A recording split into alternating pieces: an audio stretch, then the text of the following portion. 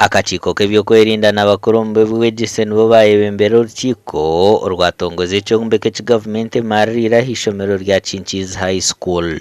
Miliyoni zuru kwikigana 50 nizo zeje nusibwe kumarira cyombeke ci kanchiza kweje nusubwa korramwe bigezo okushaberamo enciko hamwe no kwegeramo kandi cyombeke ci cipatino kitongore cya Ndere Investments Limited.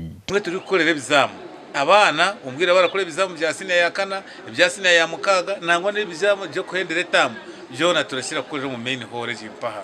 Icya kabiri niyo chapo ni abana barashambira muri sande nimwe turashabira n'abashemesa n'abana. And therefore I would want to request all those that will be using or utilizing this facility to ensure that we keep it as clean. Reverend Stella yarabarabaziro kwatandisa n'abashomesa okutendeka emicwe mirungi mu beegi kandi ejo emicwe neretwa ebintu byinshi. Icyo kubanza nitwatanisa n'abazire kugira ngo ababana twabatamu emicwe n'emitwalize mirungi akwa twena nitumanya ngo emicwe n'emitwalize netandikiro umaka. Gasha kwa Hweza Wilfred